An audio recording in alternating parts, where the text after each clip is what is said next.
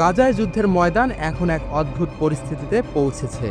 Israel যুদ্ধের লক্ষ্য নিয়ে যে বিস্তৃত সামরিক অভিযান চালিয়েছে, তারপরেও এক গভীর চ্যালেঞ্জের মধ্যে পড়ে গেছে। যুদ্ধের প্রথম দিকে মনে হয়েছিল হামাসকে তাদের শক্তিশালী অবস্থান থেকে উৎখাত করা সহজ হবে, কিন্তু বাস্তবতা কিছু ভিন্ন। ৭ অক্টোবরের হামলার পর থেকে হামাস ১০,০০০ থেকে ১৫,০০০ নতুন যোদ্ধা নিয়োগ করতে সক্ষম হয়েছে। তা ইসরায়েলি সেনাবাহিনী এবং গোয়েন্দা সংস্থাগুলির কাছে একটি বড় ধরনের সতর্ক বার্তা। তবে কি আসলেই হামাস এত শক্তিশালী হয়ে উঠেছে? কেন এত দ্রুত যোদ্ধা তারা নিয়োগ করতে সক্ষম হচ্ছে?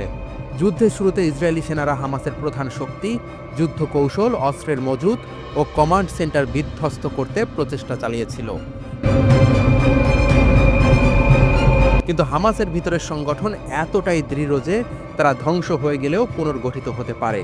গোয়েন্দা রিপোর্টের কথা বিশ্বাস করলে হামাস এখন শুধুমাত্র অস্ত্রশস্ত্র বাড়াচ্ছে না, বরং তাদের নেতৃত্ব এক নতুন গতিতে কাজ করছে। ইসরায়েলি সেনাবাহিনী দাবি করছে তারা গাজায় বিভিন্ন অঞ্চলে প্রায় ২০,০০০ হামাস যোদ্ধাকে হত্যা করেছে।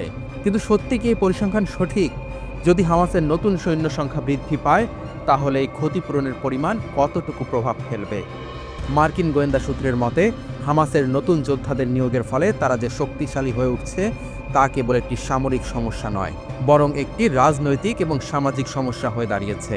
হামাস কি তাহলে এক ধরনের স্থায়ী সশস্ত্র প্রতিরোধ গড়ে তুলতে সক্ষম?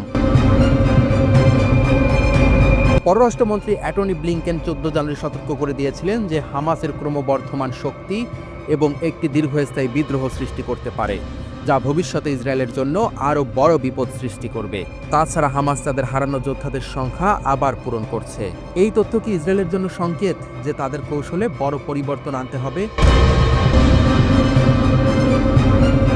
যখন পরিস্থিতি আরও জটিল হয়ে উঠছে, তখন ইসরায়েল এবং হামাসের মধ্যে যুদ্ধবিরতি চলছে।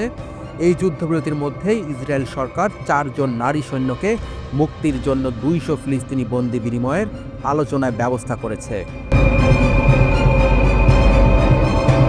যুদ্ধবিরতি চলছে, কিন্তু এই মুহূর্তে গাজা এমন একটি পর্যায়ে পৌঁছেছে যেখানে উত্তেজনা প্রতিটি মুহূর্তে বাড়ছে। হামাস যদি আরও নতুন যোদ্ধা সংগ্রহ করে এবং তাদের সংগঠন যদি আরও শক্তিশালী হয়, তাহলে ইসরায়েলের অস্তিত্বই শঙ্কার মাঝে পড়বে। এই প্রশ্নগুলো ইসরায়েলি সরকার এবং গোয়েন্দা সংস্থাগুলির জন্য একটি বড় ভাবনার বিষয়।